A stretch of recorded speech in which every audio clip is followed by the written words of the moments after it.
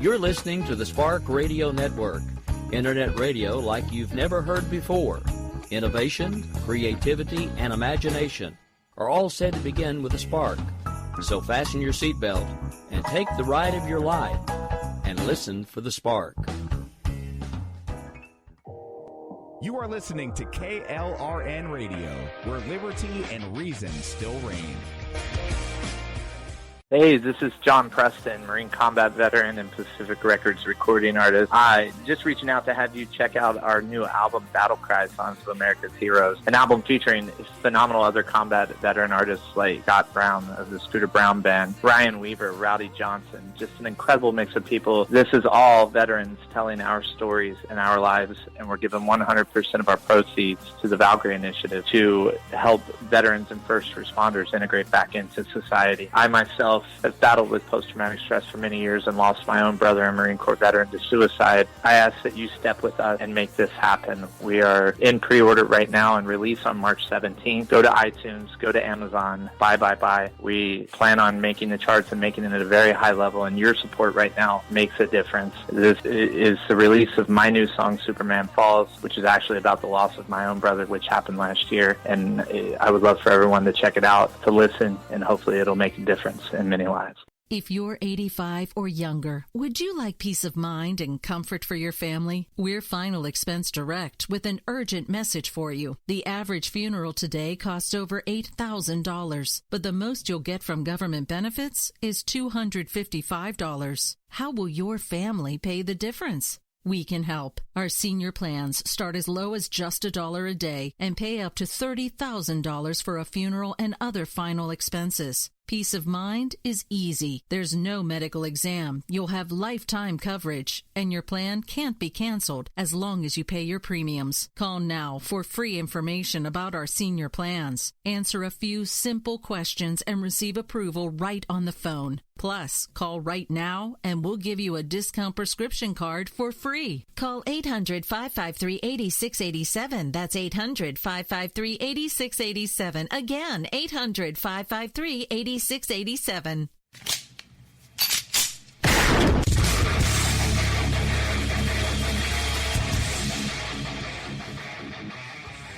This is Slickery Trigger for Rebel Road Tactical. With proper care and feeding, your pistol will be ready when you need it. There to save your life. Shouldn't your gear be that good? Whether you need a holster for comfortable everyday carry or a tough-as-nails holster for your next training course, Rebel Road Tactical has what you need. Check us out on the web at rebelroadtactical.com.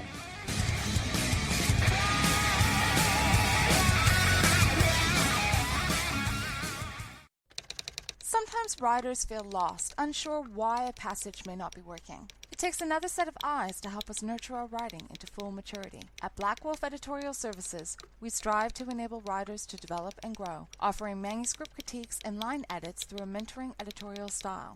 We also offer assistance on generating a writer's bio for your websites. Black Wolf Editorial Services, nurturing your writing into maturity. For a full list of services, visit blackwolfeditorial.com.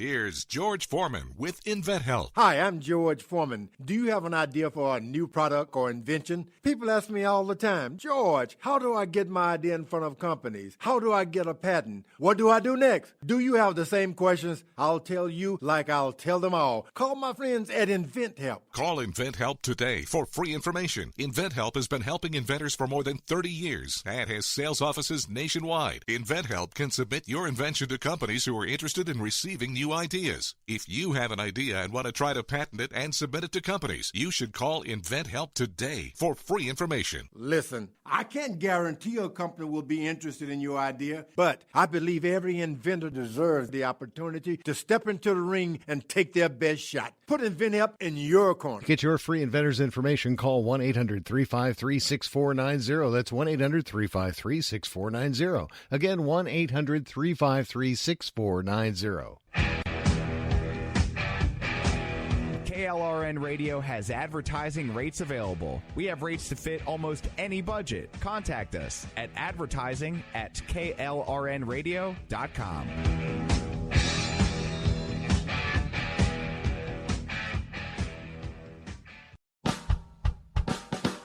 You're listening to the Spark Radio Network, Internet radio like you've never heard before. Innovation, creativity, and imagination are all said to begin with a spark. So fasten your seatbelt and take the ride of your life and listen for the spark. You are listening to KLRN Radio, where liberty and reason still reign. Welcome to We Don't Have Cookies. I'm your host, Jason Marshall. With me today is comedian, actor, author, professor, and Facebook user, Mike Canestaro. Avid Facebook user. It's great to be back. Yeah, it's nice to have you, man. Yeah, it's nice to see your place here. Well, I don't want to do visuals, right off the bat, but your place is all remodeled, and it's feeling much more comfortable. Not that it wasn't comfortable before. Your cat is here with us. Trusts this room enough to be here with us. So, listening to us. But yeah, Facebook user is, I wish you'd put that first from now on. No, you always put the joke at the end. Put the joke at the end. You keep doing what you're doing. I heard a rumor you might be switching to Google Plus. Is that true? I'm on Google Plus. I just don't know it. I mean, I know. I always said it's the sleeper cell of social media. One day they're going to activate, and because everybody has a Google Plus account, whether you know it or not. Yeah. If you got YouTube or anything like that. That's right. You buy an Android phone, you got a Google Plus account. I know. I got Google Plus. I mean, but I did it because I got annoyed with Facebook, and I just started it. But I don't even know who I got on there. I'm like hardly anybody in your circle or whatever it is. Then I thought it would take off, so I wanted to get on it. I thought it would be like, oh, that's going to be next, and my Facebook's going to be like MySpace. Yeah. But no. Because when Facebook started, it was nothing. Yeah. And the reason I went to Facebook was because I was sick of the MySpace bullshit. Yeah. And at the time, you had to have a college account or a college email address to even get on Facebook. Yeah. So it was kind of nice, and then somehow everybody just migrated and to then Facebook. Then people our age took over it, so there's no kids on it. Like my kids say Facebook is not cool. They're doing Twitter. Yeah. They do Twitter everything. And Instagram. Yeah, Twitter, Instagram, and Snapchat. But they don't. They think Facebook is for old farts. So I like Facebook. At times I get annoyed with it. There's some things that always are changing with Facebook. I think what's going to happen with Facebook is the ads are going to get to the point where it's now going to become more irritating. I heard that they're going to start putting ads in Messenger. The app. Yep, I saw it.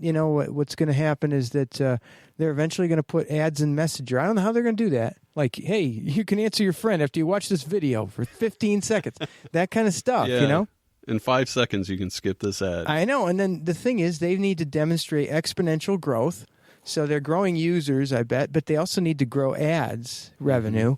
And so I noticed that, like, I play Trivia Crack. That really dates me or something. That's the lamest game. That was like hot, 3 years ago? So I play Trivia Crack, and then one way you can beat your friend without using the cheat coins is you just watch a video for 15 seconds. You get another try at something you missed. Yeah. And then I do it. I only play one person now because that's all who plays me. Isn't it weird, some of those games that you play on your phone, and just over time, it just dwindles down? I used to play, I think it's Words with Friends or something. Yeah. Because I love word games. Yeah. There's only 6 people in the entire world playing this game anymore. I want to play Words with Friends with benefits. That's what I want to play. That sounds like a fun game. That sounds like pretty fun. Yeah. That's what I want. But, I never played Words with Friends, and I'm never on a phone. I'm always playing on a PC. I'm always on Facebook on a PC until just recently I got my kids' iPod handed down to me. Mm-hmm. You realize handing down usually goes the other way, right? Yeah. So I have a track phone, but then I didn't have an iPod. So now, whenever I Facebook Live from my garden, which is what I do, and matter of fact, you know what? I'm going to Facebook Live from my garden this weekend, I think. I'm going to pull some potatoes out, and I'm going to do it live stream. I've never Facebook Lived yet. It's pretty cool. If you don't get too wrapped up in all the comments, people might drop you. Someone might say something nasty, and then you start getting irritated. Yeah. So it's nice. The comments rolling in is pretty cool. but it gets distracting. And then what you think is a 5-minute video becomes 14 minutes because you're answering everybody and you go off on a tangent, and you're just supposed to be pulling potatoes out of the ground, but then you end up going on some tangent. But that's the joy of it, I guess. That's why I'm glad Benny handles all the live stream stuff on his end, because he deals with the chat room and setting up the video. I just sit back and talk. I don't think I could just sit there and pay attention to too many of the comments. It's tough. Live anything is tough. There's no safety net. The science videos have now migrated to live streaming because to be honest with you, I'm kind of a guinea pig for the college because they want to live stream so much other stuff. They want to live stream basketball. But they need to figure out this gizmo called the TriCaster, which lets you switch between screens. And then we've had lots of issues with that. And it kind of ended up, I think, digging us into a hole. But we just kind of are coming out of it, I hope, because we just finally completed one this morning that has no hitches in it whatsoever. All the cameras had audio, everything. But, I mean, you got 3 cameras, and then you got your audio's got to be, they played a fake commercial we did in the middle of it so that you can put a file right in the middle, and everything came off without a hitch. But, boy, there's a lot of aspects to live streaming that suck, frankly, or at least are it's just waiting there lurking for something to go wrong. Whereas if you record something, you can edit it, you can post it whenever you want. You think you want to post it at lunch hour, you post it then, but live, you're live right then. And if the internet goes out, tough shit. You know what I mean? Or your audio kicks out, then you're screwed. Yeah. And shout out to the guys over at Cave Crew Radio. We were just talking this week, me and DK, about TriCast. Yeah, TriCaster. So, yeah. I've never used it before. Looks like the Star Trek Enterprise's deck. Like what Captain Kirk used to have to push all the... No, where Lieutenant Uhura sat, that's the TriCaster. She had the first one. Oh. And, they got rid of the ear thing. That ear thing, they didn't need that anymore. But that's in case someone's audio dropped, which happened a lot on the Enterprise. It was Bluetooth, and sometimes the signal just... And they had a webcam on the Enterprise. They had a screen... And you could go watch, whenever. Screen projected webcam. That's right. That's right. It's just like live streaming with, I don't know what the hell I'm talking about. Don't know at all what I'm talking about. Well, this month, I'm showcasing a lot of people who have had a lot to do with the podcast because our 2-year anniversary is coming up on July 31st. Sweet. And one of the people who has had so much to do on the show is, of course, you. Mama Kate, I think. I added it up the other day. She's been on 19 times this year. 19 times, yeah. And you were right behind her. I think this will be your 7th or 8th appearance. Wow, okay, cool. But you've also been on as other people. Yeah. And you've sent in a lot of segments with a lot of variety because most people, we have segments with them. But you have sent in prank phone calls. You've sent in songs. God, I don't know, man. You send in a lot of stuff. So I spew out a lot of shit. And some of it, and then the thing is, if 3 people like it, then I'm cool with that, But I mean, God, what did I do? Some of the stuff I sent you, my kid had her permit, and she still does, she works at an ice cream chain. And so I would wait for her to get out of work while she's cleaning up, and I'd bring my recorder, and I think... There was one time when I made an ad for something with me screaming. I forgot what it was. It was a commercial for... I got it on the computer. I haven't released it yet because I've been holding on for it. Yeah. Because I really like it, and I want to make sure I put it in an episode where it really goes together. I was really legit just going stir crazy, sitting in a car in the dark... outside ice cream place. I look like a pedophile, for crying out loud. But I got to wait for my daughter to get out of work. I don't want her hanging around, Yeah. I think just when she got her license, I was so glad that I didn't have to hang out outside a place which employs teenagers at an ice cream place. I'm just waiting to just get handcuffed at that place, outside there. I think it was for an Asian travel guide. Yeah. That's what it was. It was something to do with Yan Can Cook kind of guy. Yeah. Like, you see this? I used to do an impression of him, like, you see, I search a perfect shrimp noodle. You see this shrimping bay behind me where they harvest the shrimps?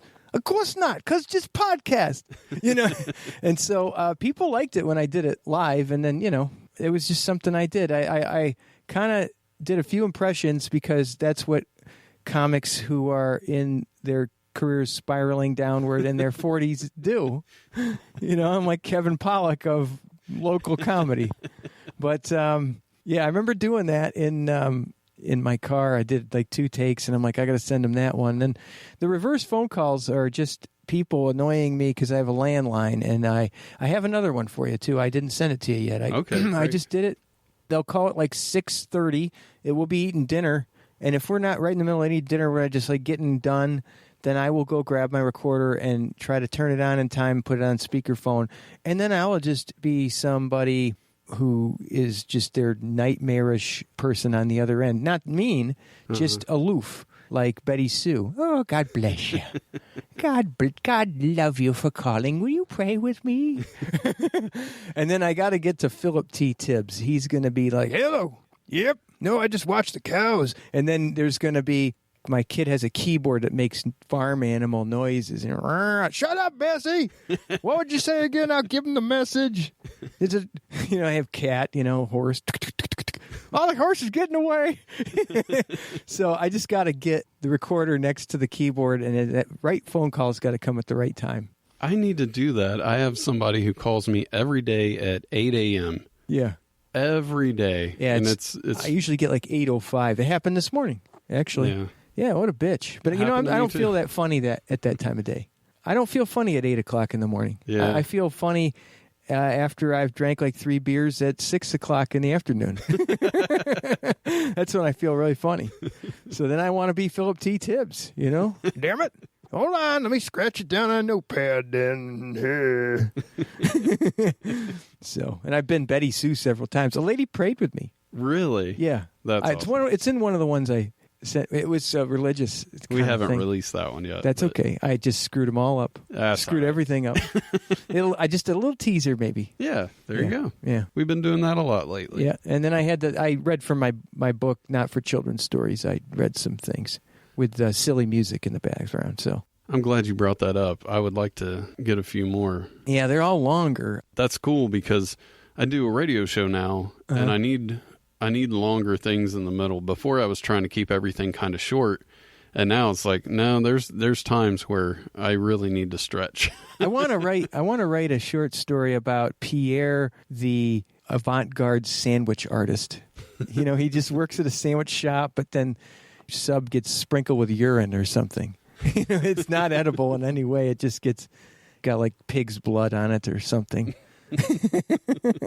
He just really thinks he's a sandwich artist. Speaking of artists, that leads perfectly into the next thing I wanted to talk to you about. Okay. And that was a guest that you introduced me to for the show, not in person. Yep. But I'd never heard of this person until I talked to you, and that was Mission Man. Mission Man, yeah. I've never really spoke much with Mission Man, but I've done open mics where he was after or before me. Yeah. And I used to do these open mics near Wright State. It's at One-Eyed Jax's. We had it was a 8 until 2 in the morning open mic on a Sunday night. And I would go run the show at Wiley's, and then I would pop over there because apparently I was like some sort of crack addict that couldn't get enough stage time. And then what would happen is I would really only do 5 minutes in between bands. And I would be really glad when it would be someone like Mission Man because he didn't have much equipment. Or a guy with an acoustic guitar. He could just walk up on stage. Mm-hmm. But then if I was going and doing 5 minutes before a full band, they'd be like loading drum kits in the back. Well, actually, Jay would have the drum kit. So that they'd be loading their amps and be taking amps off. So I'd be standing there while people behind me were like moving equipment.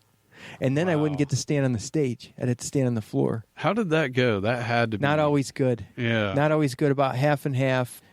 It goes about how Cat's Lounge does. Like a quarter of the time goes wonderful, and you just be like, wow, I can't believe that went so well. And then about half the time, somewhere in the middle, and then a quarter of the time, like, terrible. You drive home wanting to punch your dick. Even though it doesn't have anything to do with comedy. Well, it has tons to do with comedy. You got to at least have 3 jokes about that. But, yeah, it would go okay, sometimes, and it was what it was. It was a little stop on the way home. That's where, I got to perform with Mission Man or before or after Mission Man. And he remembered you because he brought that up when we were doing the show. Well, to be honest with you, he was the only rapper. So, I mean, that's the thing. And so it was easy. It's easy to remember him. He's local. He's the only guy I know that I've seen in the same venue as me who raps. So I haven't gotten to meet more. I would love to, but. He also challenged you to a game of softball. Softball? Oh, yeah. I don't remember why. Because playing a little basketball. Yeah. I think I made a comment or something. I said, playing a little softball. I don't know. It didn't have the same number of syllables. Yeah, you... He's got that, that song playing a little basketball. So I was thinking, just throw something else in there with a ball in it. Yeah, volleyball. If he was going to do a remix. I should have said playing a little volleyball. There you go. He should do it's got the same number of syllables. Mm-hmm. Basketball, volleyball. I feel like I'm doing a haiku now. I got to figure out the syllables. But yeah, he should just do another volleyball remix. Why not? It doesn't matter. The refrain would be the same. You could even use the same gym that he shot the basketball one in. Yeah. Just put up a volleyball net. That video was produced by Henrik too. So who I've done a lot of work for in his films. So that's another reason he was fresh on my mind because I just got done watching that video. So yeah, it was kind of cool to see him in there too. It's in here. He's like the dude who I know because he's not a sports guy. Yeah, and then so you got. I liked the way that video was produced. I liked it. I liked he had there was a lot of comedic elements to it too. There was. You had a lot of middle-aged guys kind of getting serious. It kind of reminded me of that scene in The Cable Guy when Jim Carrey just goes nuts and he jumps on the guy's back. And he slam dunks. It kind of reminded me of that, except, you got all these guys trying real hard, but they're middle-aged or approaching middle age. It was pretty cool. Well, I have a question from my last guest. The question is, have you ever made any bad buying decisions or drunk shopping? Me? Yeah. When I was in high school, we used to we were drinking in high school. That tells you something. We would actually just go buy Okay, this was in the late 80s when grocery stores being 24 hours open was a new thing. Mm-hmm. So naturally, all the bars just closed. This might not have been high school. It might have been college, early college. One of my friends just bought stuff to amuse the cashier. So he bought like a candle and a copy of Women's World magazine and then like a big summer sausage or something, and I'm thinking you just wasted all that money to try to just, we're all just buzzed up.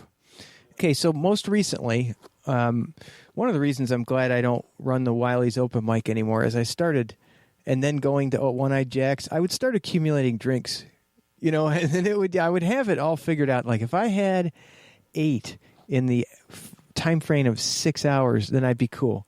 But then sometimes, someone buys you one, it's after the show, someone buys you one. You go down to One-Eyed Jack, someone buys you one. And then I would literally want to walk it off. So I'd go to Kroger and I bought elephant. No, not elephant. I bought elephant. Octopus, not elephant. That's stupid. I was just super hungry for sushi, but it turns out that I can't stand it. Really? The texture, I love octopus. The texture, I can't do it. Yeah. It's like you bite through it, it feels like you're chewing off a salamander's tail or something. You know what I mean? It just feels too close to I picked something out of the ocean and just bit it. Yeah. I didn't like it. But I can understand why people would like the texture. It's something new. I know it sounds gross, but I really like the suction cup parts. Yeah. No, it makes sense. It's something. It's got to be a texture thing. Yeah. Yeah, because it's very chewy. Yeah, I don't like that. I don't like chewy meat, man. Don't like it. Sorry if I let your person down. That's not a bad drunk decision. I made bad drunk decisions, but I haven't made bad drunk buying decisions. I'm too cheap for that. Octopus, I thought it was a solid decision. Nope. Just went to bed hungry that night. It's probably like 3 years ago. I was on the Sketch Comedy Podcast show, and I was doing a sketch that I think you will probably enjoy. I played the part of Father Time, and the host played the part of me as Father Time trying to call me to get a hold of you. Yeah. If you remember that from years ago. I remember that. I'll have a link in the podcast show notes, and I'll let everybody know when that particular episode comes out. That'll be cool. I designed one of my characters after him. So Uncle Eon. Yeah. Eon being a length of time. And then Uncle, just, instead of father, it's Uncle. And I think it let me work through some of the frustrations of, here's the thing. Don't ever make a comment that you'll do something on Facebook and you're just joking. And then not knowing that the other person's going to take it for real. So I got wrapped up by just a comment saying, I'll be his manager. I need some extra money now that I'm not running the open mic. And then that became the worst comment I ever made. Yeah. I was wondering how that came about. Yep, that's how it came about. And then I feel like, okay, now I've been sarcastic, so I got to be nice to the guy. Yeah. And then I ended up trying to get him booked at a few places, but not where he wanted to be booked. He wanted, to be booked at places that were... He wanted headlining spots at the Comedy Cellar. He wanted headlining spots at everything. Never just a normal spot. So It was tough to deal with. So. I think it would have been kind of fun if it would have just been a regular booking somebody as your friend and just trying to, especially if you got along, you could kind of hang out and do stuff together, and it gives you somebody to ride with and split the gas money, things like that. That's right, yeah. But he was wanting to fly to L.A. and I didn't get that part. I couldn't produce any of that. There's a reality TV show. There was Last Comic Standing. They always get somebody who sucks, and he's an open micer, just to weed them out so that there's a first round that means something. Mm-hmm. And so they usually find some open mic guy. So if Last Comic Standing came to someone like him, it would be for a purpose. You know what I'm saying? Yeah. So it's just, the first rounds of those competitions. He would be good on that. I think he at would least serve that his purpose. section would air on TV. I think it would. I would like to watch a season with him all the way through. To be honest with you, I think you could make a good documentary about the guy, about how he's not, I feel like I'm old, but he's not your typical run-of-the-mill kind of comic that, the type of comics you see coming out now is like some male in their 20s. I don't feel like connected to that even, no one passes me the weed after the shows. I don't want to kill myself. I wake up every morning like, hey, I'll go work in my garden. I don't want to kill myself. So I don't really feel in touch with these newer comics that coming out. Yeah. They're in their 20s.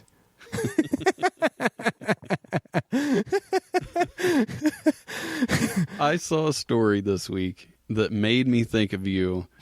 It was a woman on her bicycle in Canada. Yeah. I want to ask if you've ever went this far. I highly doubt it. Mm-hmm. But maybe you have. I've asked a few questions on the show, and I've got some shocking answers lately. Okay, yeah.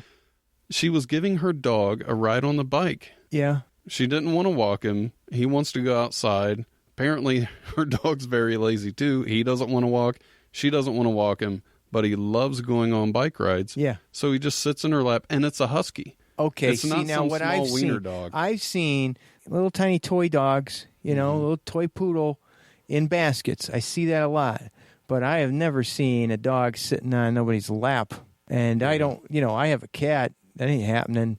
The cat's just going to jump out. But no, I have never. Me on my bike is my time, and I don't want to share it with no dog. But that's interesting. And I could see it happening, but I don't, especially in Canada. Well, the dog's damn near as big as her. It's very bizarre. If it's a husky, I got to say that is... I suppose if it gets cold up there, it's kind of protection from the wind. Yeah. Keep your front warm. And I tell you, riding a bike in the cold, I do it. I commute to work in the cold. Your front gets cold. Yeah. I've frozen 5 extremities. I would say it would have to take at least 1 or 2 tries before you got the balance right, wouldn't it? It's going to have to be something like And I don't know how she pedals. Yeah. I don't know how. We need video of this. We need video. I mean, I guess that's kind of not the purpose of a podcast until you get your webcam. Yeah. Which everybody has been asking for. If you want me to get a webcam, go to WeDon'tHaveCookies.com, scroll to the bottom of that page, hit the donate button, send me a few bucks, I'll buy a webcam. There you go. Yeah. It doesn't cost that much. Yeah, they're pretty cheap.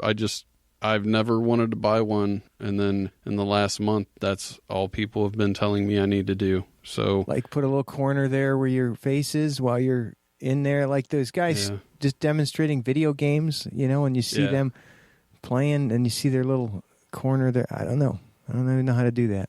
Well, we're going to take a break real quick, but I'm glad you brought up video games, because if you're into video games, we have a new sponsor. It's BossBox. They send you a little package every month. It's like one of the box deals that everybody's doing now. And it's full of video game stuff. They have energy drinks in there, all kinds of things. You can check them out over at bossbox.com.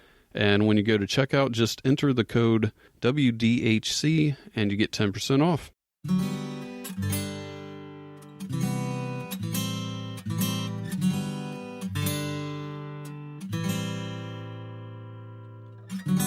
I'd have sex with you if your body looked like it does with clothes on.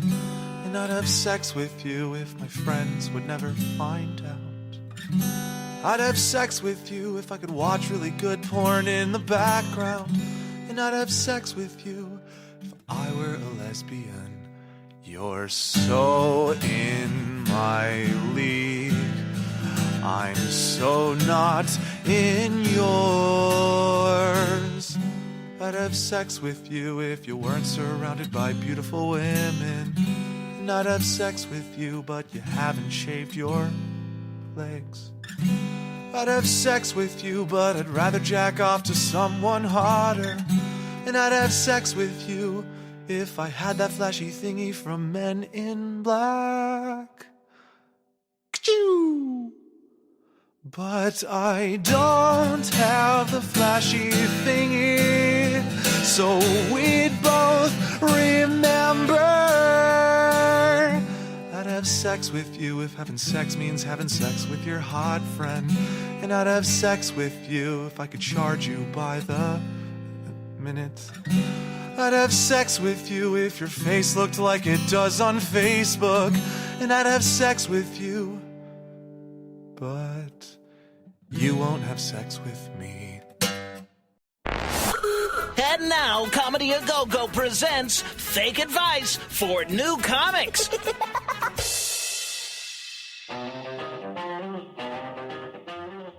At every open mic you perform at, the first few bits should be making fun of the host. Want to contact the show? Send an email to jason@wedon'thavecookies.com. You can also call 929-266-9342 and leave a voicemail. All of that contact info will be in the show notes. And I also want to encourage everybody to check out the Comedy A Go-Go podcast. I was a guest this week, had a lot of fun. I'll have a link to that in the show notes. And Dave Nelson will be on later in the week, so that'll be fun. One thing I wanted to talk to you about, I found this kind of disturbing, man. It was a health inspector that found a breast implant in a bar's utensil holder at a strip club. What? How the hell does that get in there? Do you think someone just faking something, or? It had to be one of those silicone bra padding things. This couldn't have come out of a person, right? I don't think so. I mean, but there were problems with them rupturing and stuff, right? I mean, I don't know, because I don't have tits. But, and if I did, I wouldn't have fake tits, I don't think. Yeah. Not to offend anybody listening that has fake tits. It's just not my style. But I know that there was, like, problems with the silicone ones, and that's a big-time problem. Now there's saline and stuff. That must have been a joke. What would you be doing with that for it to end up there? I mean, are you just like throwing at people at the bar? I don't know. The bartender just got sick of it and said, "You know what? I'm keeping this, and you can get it back at the end of the night." That's it. It's like bartending. Bartending is like, yeah. But, okay, so they weren't real breast implants, like under the skin kind of thing. Just like they made it out like that. Yeah, that's what it was. It might have just been the puffy things. It has to be something else, right? Now, I could see that happening in a bar, actually. If they were just the poofy things that go in your bra. I ride my bike to work a lot, and I saw a lot of stuff after the river goes. I ride right by the river, the Mad River. And as soon as the river goes high and then recedes, you get a lot of garbage washed up. And I found a poofy bra that washed up. It was a big poofy Fredericks of Hollywood padded kind of poofy bra with support pads in it. And, that and plastic bottles. I could see why they float. They're buoyant, you know? Regular boobs are buoyant, but fake ones are buoyant too. Even more, I think. I'm trying to find this story. I really got the impression that it was an actual breast implant. Yeah, that would be interesting. Yeah, all it really said was that it was a silicone breast implant. That goes under your... So I don't know if that's something that you can buy to pad to. No, that's the surgically implanted stuff that you put underneath your pectoral muscle or whatever, or up on top of it. I don't know where it goes. Maybe someone can help us out. Ladies out there listening, if you want to, we need some video, too, of it. Send all of those to sometimes Jason. Words, sometimes words just don't cut it. Yeah. Yeah, I mean, you could, pictures worth 1,000 words. So there you go. I helped you out there. Apparently that only earned them 1 demerit on the rating system, and they got 9. And I guess that's average. Just 1 demerit is just... is average? 9 demerits is, I guess, average for the strip club in whatever area they're in. That's an okay bar. I would not eat at a strip club. You know what I mean? No, that's come up quite a bit lately on the show, and it's a gross thing, man. I don't think I would. I'd be afraid of there's too much skin contact going on all over the place. There's just too much. I'd be afraid it'd be like a MRSA heaven, it'd be like some sort of, something like that.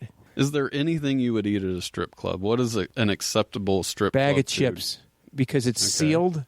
Yeah. Sorry, I'm mildly germophobic, very mildly, but I would eat a bag of chips.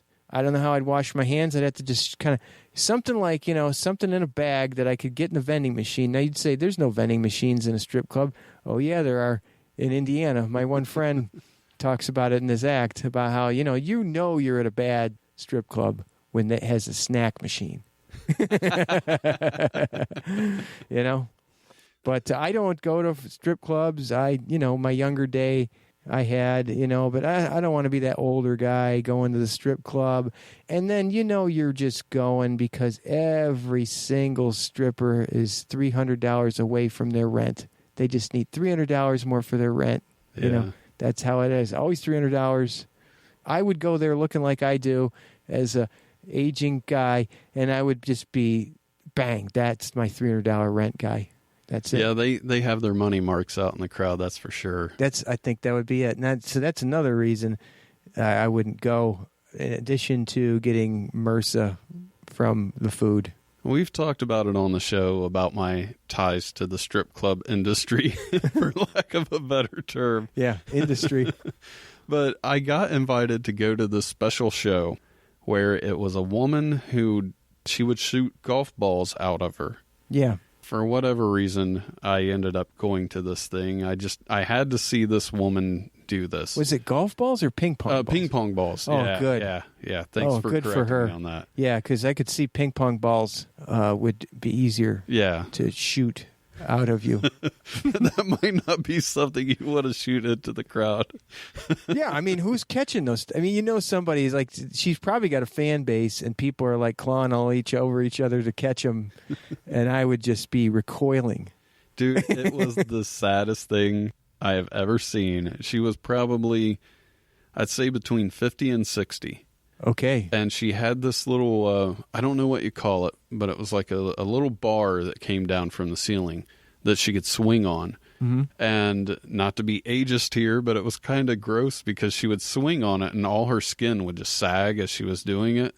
And she would do because she was tricks. Older? Or yeah. Okay, I was wondering if it was some sort of strange side effect of... No. Okay. Like I said, I think she was at least 55, if not 65. She was an older lady.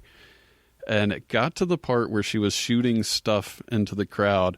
Apparently, it wasn't just ping pong balls. They brought out a little baby pool. And she would squat in it and absorb some water and then spray it out. I would think that's what people want. Yeah. Well, I think you need something behind it to force out the... Okay, keep going. Yeah, it was disgusting. Unfortunately, I didn't know that part was coming up. And I was within the SeaWorld splash zone range of this woman. Yeah. and a drop of that got in my beer. And you're done with it, And right? I was so pissed. I took it up to the bar, and I said, look, I want a new beer, and they couldn't have given a fuck less. Yeah. But it was the most hell yeah, I was done with that beer. It was so gross, man. When I was in college, I I went to see a stripper by the name of Busty Hart. Mm-hmm. She had the biggest. I mean, they were natural. I think they were natural. She was like, I wouldn't do justice to say what size she was, but she would literally get a football helmet and hold it in between her boobs, So I was in Buffalo, and she'd get a Buffalo Bills helmet and do that. And then, you could go and you could buy $20. For $20, you get a Polaroid of her and you. And you have several different poses. You could have her sitting by your lap or whatever. But the other pose that she did was that she would just place her breasts right on top of your head. And so I have a Polaroid. I don't really... my kids probably won't listen to this, but I have a Polaroid of her with her boobs on my head, and my head's in her lap, and you could barely, at first, you don't even see that my head's there. You just see my eye kind of like with this maniacal looking stare, and my tongue sticking out a little bit, and then you're just like, there's a guy down there, and it says, hey, Mike, I told her I was a student, and so I like cramming with you. That was the cliche thing she wrote with the Sharpie.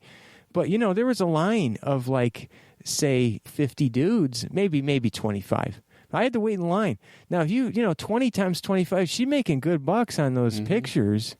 And then her act was really just a big, and I had a poster of her, but I started dating my wife, and I had to take it down out of my room. So I kept it up for a little while, but then she's like, you got to get rid of this thing. To be honest with you, my friends in college would want to go all the time, and we were right next to Canada where you could go. There was different rules, but I know this is going to sound stupid, but I never really enjoyed it. I mean, I really never did. I felt like I was being hustled. Well, you're being hustled. Yeah. I don't like feeling like I'm getting hustled. I don't like the fakeness of it. I don't know what motivates guys to do that. It seems so disingenuous. I just don't like it. That's why I don't like porn either. So I'm just a unicorn, I guess, of a male. I don't like either of those. I don't like strip joints. I don't like porn. I think I was just around it so much. You think you get used to it, yeah. You realize, this is just, it's a carny con game, man.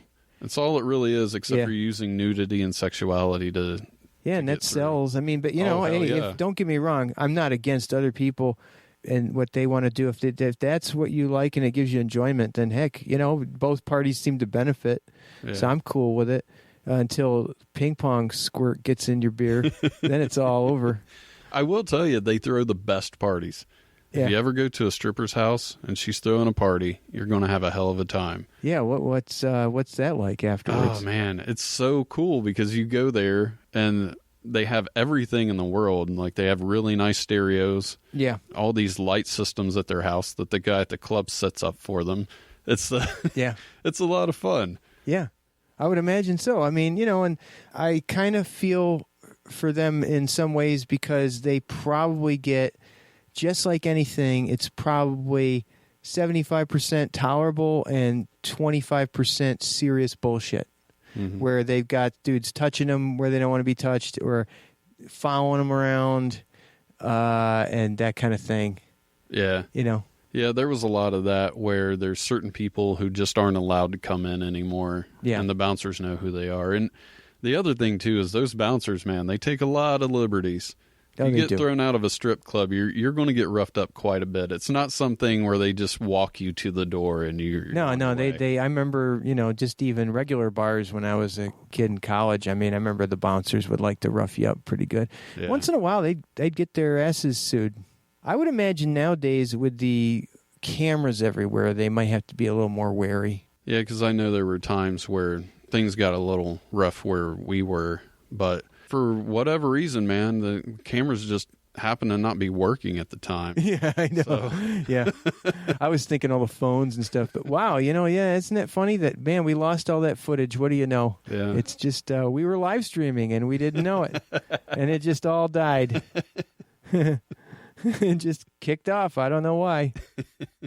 Good old strip joints. Probably, I'm going to make the call. I'll never go on a strip joint again unless I make a real sad turn in my life. I'd just rather not bars. Love bars, especially when no one's in them.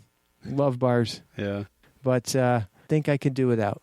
Yeah. Unless someone really wants to go, and it's my good friend, they really want to go, then I could be, So laying that out there as a challenge to all your listeners, just to see if they can. No, I'm just kidding. It's really just a cry for help. Please revive my male sex drive. Okay, never mind. Well, one guy who a lot of people thought was going to need revived was a father of a bride who was giving a toast at his daughter's wedding reception. Mm-hmm. Got hit by lightning while he was on stage, right in front of everybody. So what happened? What was great, he started off his toast. It was like maybe 20 seconds in. He looks over at his daughter's husband and says, "You are one lucky guy." Lightning hits, it goes right up the cord of the microphone and just shoots out of his hand. Did he make it? Yeah. He made it. So then, okay, all right. And seemed to be, you just got lit up, but for the most part, perfectly fine. He remembers just standing there and seeing this stuff just shooting out of his hand. Yeah. And everybody in the crowd, of course, were shocked and about to faint because you see that. You just assume that guy's going to die right in front of me. When I do comedy, I do a bit about like Lightning Awareness Week. Mm-hmm. Doesn't lightning have its own fucking awareness when it slices through the atmosphere and it makes the layers clap together so loud you could hear it from miles away? Mm-hmm. No, what we need is a cartoon lion on TV to tell us what to do. When thunder roars, go indoors. Also, don't stick your penis in the garbage disposer. Why are those people outside? That's what I'm saying. Just go inside for a little while. It'll pass, and you'll all get to live. So it's just one of those things. It's nature's own way of telling you to go inside. Yeah. I understand many, many years ago there was no inside. Now there is. Mm-hmm. I have a friend who has been struck by lightning 3 times. No shit. Yeah, I used to race bicycles, and this guy, he claims that he was struck by lightning 3 times. Now, apparently, some people, I guess, lightning likes them more than other people. I don't get it. I just thought, and I guess we are the right kind of shape to just attract light. You ever seen the experiment where you touch the orb and the electric current will jump to your fingers and your hair stands on end? Well, we're shaped just like that orb. We got a big old circle on the end of a stick. You know what I mean? We're just ready for... But I don't understand 3 times. Like, let's say I get struck by lightning once. Okay, that's just bad luck, right? Mm-hmm. You get struck by lightning twice, then you're really just feeling like, oh, well, the first time was just bad luck. I used up my chance and I got hit second. Third time, every time I see a cloud, I'm like hiding in the dryer in the basement. That's where I'm going until the cloud is gone. I don't even care if it's got no dark in it. It's just poofy looking cirrus cloud. I'm getting indoors. Isn't there a movie, I think it was with John Goodman and Great Outdoors. I might be wrong. It might have been something else with Bill Murray. It was one of those 2 guys. Caddyshack was the guy who's got the... Caddyshack had a great lightning scene when the guy's playing golf and he just hit his ball in the hole. Somehow he conquered the course and then he gets hit by lightning. And that's why golfers, you got a lightning rod at the end of your, hands. Yeah. Farmers get hit a lot too. They're on top of a tractor that's pretty tall. How old are your kids? My kids are 14 and 17 and they've never been struck by lightning. Well, that's good. Because they don't go outside enough. I got some stories about 11-year-olds. Okay. Well, I had one of them twice. One, it's not so much funny as I just thought it was kind of interesting. This kid was going fishing, throws his line in the water, catches a purse. Turns out this purse has been missing for 25 years. Some lady thought it was stolen off a boat. Yeah. And she was talking about what a great time capsule it was because it has all her old pictures in it and all kinds of shit that you wouldn't save for 25 years normally. You might the pictures, but your old credit cards and places from stores that aren't around anymore and coupons and shit like that with burgers that don't exist. So the 11-year-old, being that 11's a good age, by the way, you're a good person at 11. Yeah, they're still honest for the You're most still a pretty straight shooter. You're cute still.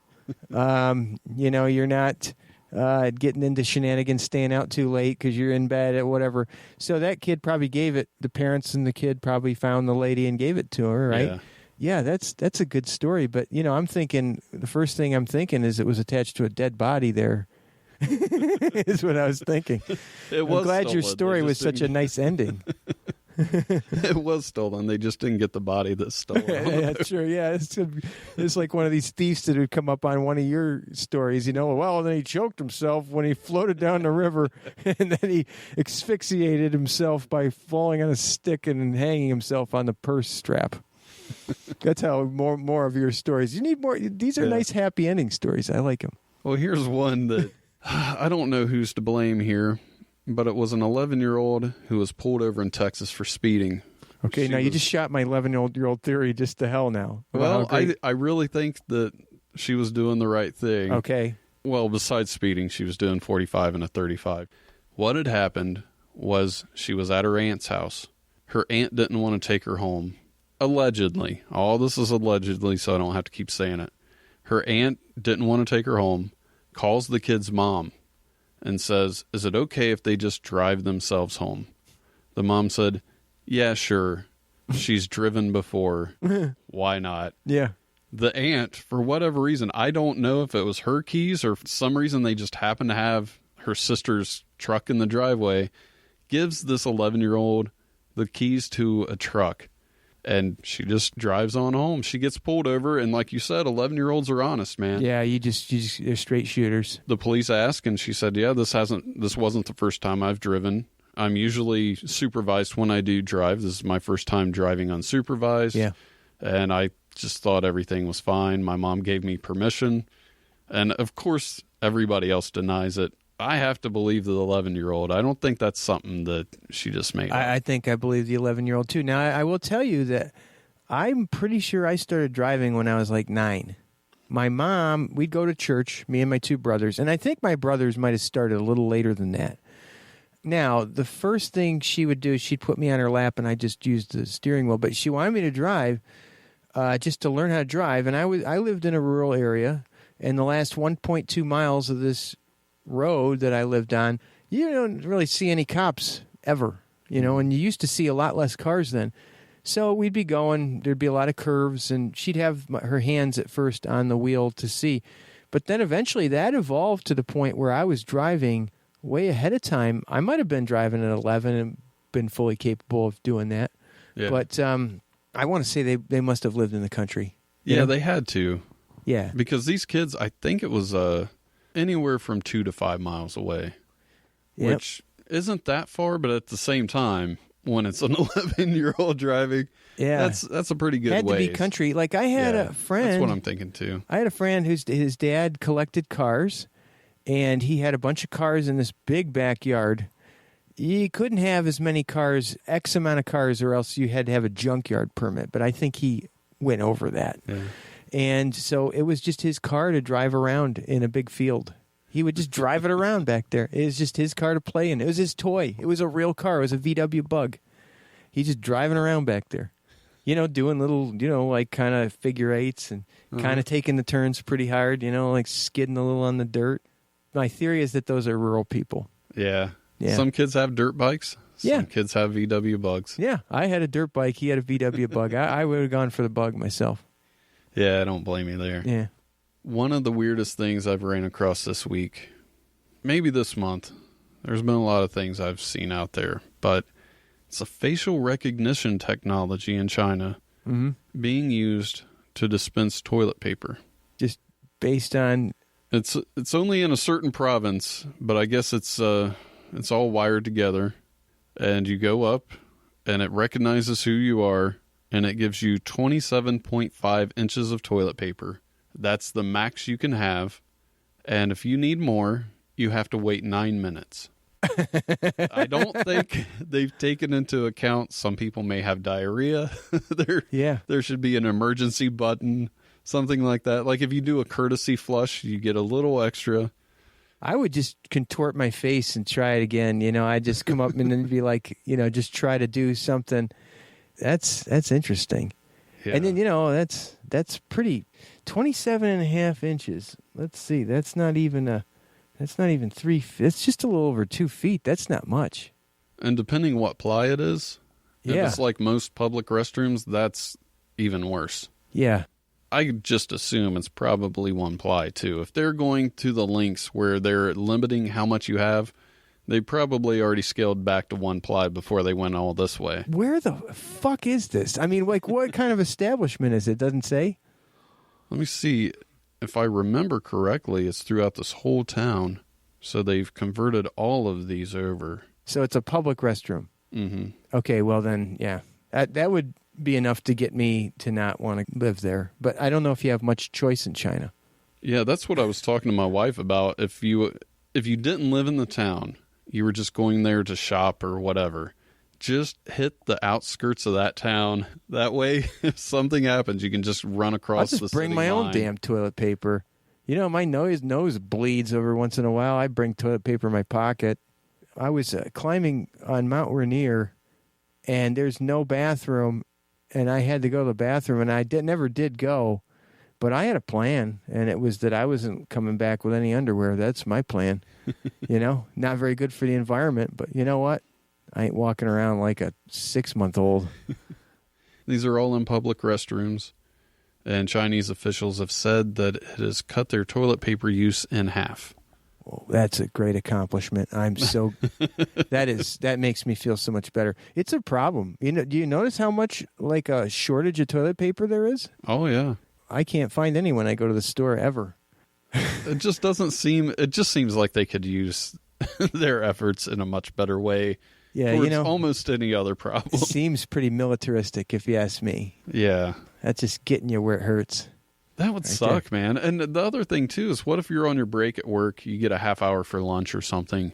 Now you need more toilet paper. You got to sit there for 9 minutes before you get any more. And also, that's not good to leave on your body. It's acidic and it's very irritating. And so you're going to have to go splash your ass or something, and then they're going to cause dysentery because there's going to be some guy sticking his ass in the sink. I'm just worried. This is the worst case scenario I'm thinking out here, but they probably don't. They're polite people. I wonder if their paper towel usage has skyrocketed now. Because I can see that people just go out, they get a paper towel, they might put it under the sink or something. Water? So it's not as hard. I mean, is the water usage an issue? That's what really the resource. When I look at two things, okay, cellulose is what toilet paper is made out of, and we got plenty of that, and then water. Mm-hmm. Water's the more resource to be protected. So what's going to happen, this is just like everything where unintended consequences happen. What's going to happen is some dude is going to run out of his 27.5 inches of toilet paper, and then he's going to be like, oh, fuck. And then he's going to, like, stick his ass into the toilet and flush 3 times to give himself a makeshift bidet, and they're going to end up wasting 3 gallons of water just so he can do that. Yeah. There you go. Water's more important than toilet paper. Shit. That's my thing. That's probably what would happen, but they probably only get 1 flush, too. And then they're going to plug the toilet up. This week on the show has been very toilet heavy. It's toilet heavy? Okay, well. Yeah. No, it's fine. It's fine. It's a funny thing. If you think about it, the toilet is actually one of the most important inventions in mankind, but they're still funny. Yeah, last week Benny Mac from New Zealand. If anybody out there is listening, you're a new listener. He was on last week, and he was wondering why Americans have so much damn water in their toilet. I was saying it's like a jacuzzi for our shit. Yeah. And he went on to explain how in other cultures they do different things. Well, I'll tell you what we got, and I guess I'm going to say something kind of nice about our situation. We have so much fresh water in this country. Now, I don't know what New Zealand, how many lakes they have or whatever they have but we have huge lakes of fresh water everywhere. I mean, even you don't have to go to the Great Lakes. We're talking like in Ohio, you got some pretty sizable lakes. I was just in upstate New York, huge lakes. They're not only big, they're deep. Yeah. And that, I think, is going to be something that we will count as a blessing someday. Tell Benny that's why we got so much, that's why our shit gets to be bathed in a large amount of water. Don't want to flaunt it. I'm just saying we're lucky.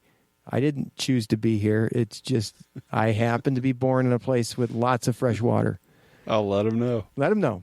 And I hope he's listening. But I don't want to start any sort of thing. But well, that brings us to this week's Dumbass of the Year. It's a Texas locksmith who got trapped inside of an ATM. And I have a video of this on the website, probably on the Facebook page too. He was slipping notes through the ATM to customers.